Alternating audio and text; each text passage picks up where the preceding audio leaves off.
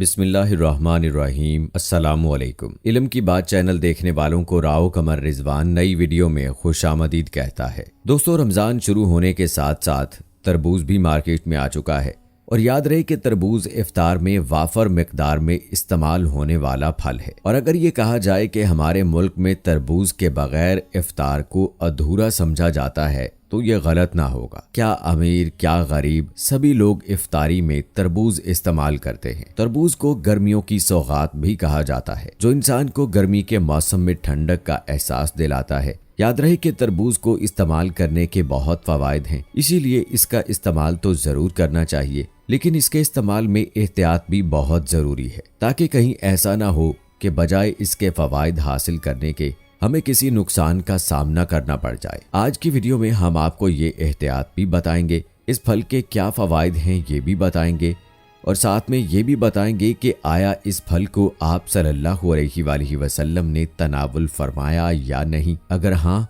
तो आप सल्लल्लाहु अलैहि वसल्लम इसको कैसे तनावुल फरमाते थे। इस बारे में मुकम्मल तफसील जानने के लिए आप सबको हमारे साथ वीडियो के आखिर तक बने रहना होगा। वीडियो शुरू करने से पहले आपसे गुजारिश है कि अगर आपने अभी तक हमारा चैनल इल्म की बात सब्सक्राइब नहीं किया है तो अभी सब्सक्राइब कर लें, साथ में बेल नोटिफिकेशन को जरूर ऑन कर लीजिएगा ताकि लेटेस्ट अपलोड होने वाली वीडियोस आप तक बर वक्त पहुंचती रहें। वीडियो को लाइक करें, शेयर करें अपने दोस्तों के साथ और कमेंट बॉक्स में अपनी राय का इजहार लाजमी कीजिएगा। दोस्तों, याद रहे कि तरबूज के यूं तो बहुत से नाम हैं, लेकिन जनूबी पंजाब में इसे मतीरा कहा जाता है, जबकि बरे सगीर इंडो पाक में इसका मशहूर और असल नाम हिंदवाना है। हिंदवाना या हिंदियाना अहले फारिस बोलते हैं, जिसे हमारे यहाँ बिगाड़ कर हिंदवाना या धवाना बोला जाता है। इस फल का उर्दू नाम तो तरबूज है, चूंकि हिंदी में हर्फ जे नहीं होता इसलिए हिंदी में इसे तरबूज कहते हैं। ताज़ा, रसीला और मीठा तरबूज तमाम उम्र के लोगों के दरमियान एक पसंदीदा फल है। ये दुनिया के तमाम गर्म मुल्कों में पाया जाता है, जो कि सयाहों की बदौलत पूरी दुनिया में मकबूल हो गया है। अमरीकी रियासत कैलिफोर्निया का तरबूज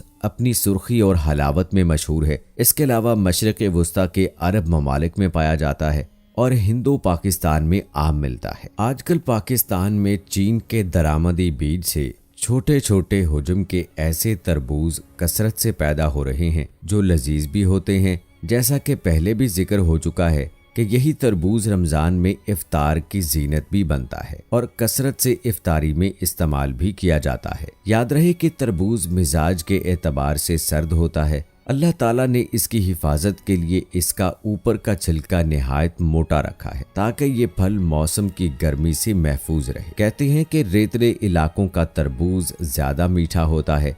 आपको बताते चलें कि इस वक्त पाकिस्तान में सक्खर के इलाके का तरबूज अपने हुजम में बहुत बेहतर माना जाता है। पके हुए फल की पहचान ये है कि अगर इस फल पर हल्का सा हाथ मारें तो जवाब में अंदर से मध्यम सी आवाज बाहर आती है। ये पके फल की अलामत है। तरबूज को खाने का बेहतरीन तरीका ये है कि तरबूज को बाजार से हमेशा साबित खरीद कर लाएं और ठंडा करके काट लें। इस पर काला नमक छिड़क कर इस्तेमाल किया जाए तो इससे ये जल्द हजम हो जाएगा और कोई नुकसान भी नहीं देगा। दोस्तों, हम आपको तरबूज खाने के बारे में भी बताएंगे कि इसके इस्तेमाल में क्या एहतियात जरूरी है, लेकिन इससे पहले आपको ये बताते हैं कि आप सल्लल्लाहु अलैहि वसल्लम ने तरबूज कैसे तनावुल फरमाया। रिवायात में ये बात मिलती है कि आप सल्लल्लाहु अलैहि वसल्लम ने तरबूज को खजूर के साथ तनावुल फरमाया है और इसको खजूर के साथ मिलाकर खाना पसंद फरमाया है। खजूर का मिजाज गर्म होता है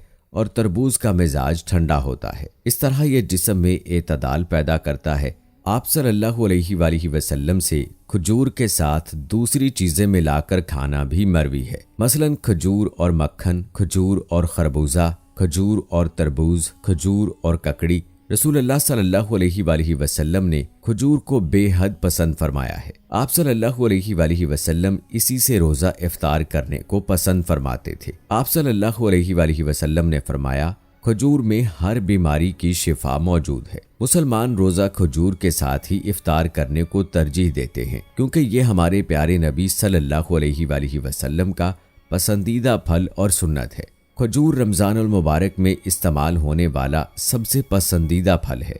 शीरी, खुश जायका, जूद हजम और तवानाई से भरपूर फल खजूर का इस्तेमाल रमजानुल मुबारक में कसरत से किया जाता है। ग़िज़ाइयत और कैलोरीज से भरपूर होने के बायस तिब्बी माहिरीन ने इफ्तारी के साथ साथ सहरी में भी खजूर के इस्तेमाल को इंतहाई मुफीद करार दिया है, क्योंकि ये रोजेदारों को दिन भर तवाना रखता है। आप सल्लल्लाहु अलैहि वसल्लम न सिर्फ इफ्तारी में बल्कि सहरी में भी खजूर तनावुल फरमाते। आप सल्लल्लाहु अलैहि वसल्लम ने फरमाया, मुसलमानों के लिए सहरी का बेहतरीन खाना खजूर है, इसलिए चाहिए कि आप अपना रोजा खजूर के साथ इफ्तार करें और खजूर के साथ तरबूज भी इस्तेमाल करें। इस तरह से इत्तबाए सुन्नत भी हो जाएगी और आपको तरबूज के मजे के साथ उसके फवायद भी हासिल हो जाएंगे। चलिए अब आपको तरबूज के कुछ तिब्बी फवायद और इस्तेमालात बताते हैं। आप ये जानकर हैरान होंगे कि जिगर के अमराज में तरबूज की अहमियत को माहिरीन ने तस्लीम किया है।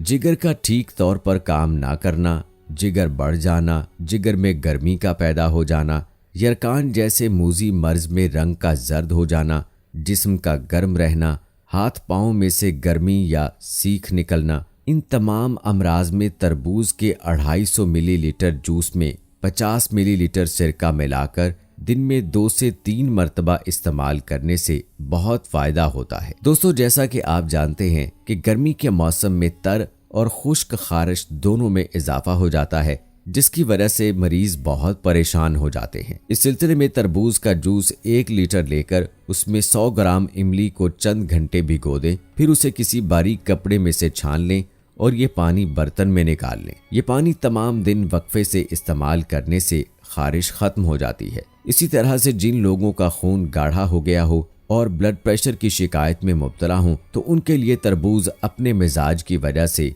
शरियानों में नरमी और लचक पैदा करता है, हिद्दत को खत्म करता है। इसी तरह ये दिल की तेज धड़कने, सर चकराने और बढ़े हुए ब्लड प्रेशर को एतदाल में लाने के लिए मुफीद है। इसी सिलसिले में तरबूज के 250 मिलीलीटर जूस में एक दरमियाने दर्जे के लीमू का रस निचोड़कर दिन में चंद मरतबा पीने से खून पतला हो जाता है और हाई ब्लड प्रेशर भी एतदाल में आ जाता है। तरबूज अपनी खसूसियात की वजह से पेशाब की जलन और रुकावट में बेहद मुफीद है। ये जिगर और मसाने की गर्मी को मुकम्मल तौर पर ख़त्म कर देता है। इसके अलावा गुर्दे और मसाने की पथरियों को बजरिया पेशाब अपने साथ खींचकर बाहर ले आता है। इसी तरह ये अपनी ठंडक और मिजाज की वजह से गर्मी के बुखार में ख़ास तौर पर मुफीद माना जाता है। बुखार की वजह से होने वाली दिल की घबराहट, बेचैनी और जिस्म से गर्मी की हिद्दत को ख़त्म करता है। बुखार के अंदर तरबूज का जूस पिलाना बहुत मुफीद है, क्योंकि तरबूज के अंदर ग्लूकोज वाफर मिकदार में पाया जाता है, इसलिए ये फौरी तौर पर जिस्म को तवानाई बख्शता है और प्यास की शिद्दत जो बुखार की वजह से होती है उसे भी खत्म करता है। दोस्तों, आपने तरबूज के फवायद जाने कि किस तरह ये बीमारियों में फायदा मंद साबित हो सकता है। अल्लाह ताला ने हर चीज के अंदर अपनी हिकमतें छुपा रखी हैं। चलिए अब आपको तरबूज खाने की एहतियात के बारे में बताते हैं। माहिरीन की ये तजवीज है कि तरबूज खाना खाने के 2 घंटे बाद खाएं और खाकर मजीद 2 घंटे तक पानी या कोई और चीज इस्तेमाल ना की जाए। इफ्तार में तरबूज का इस्तेमाल खजूर के साथ सुन्नत समझकर जरूर करें, लेकिन ज्यादा तरबूज ना खाएं, क्योंकि इसके ज्यादा इस्तेमाल से पेट सूज सकता है। अल्लाह ताला से दुआ है कि अल्लाह पाक हमें दीन की मुकम्मल समझ नसीब फरमाए और नबी करीम सल्लल्लाहु अलैहि वसल्लम के बताए हुए तरीके के मुताबिक जिंदगी गुजारने की तौफीक अता फरमाए। आमीन या रब्बुल आलमीन।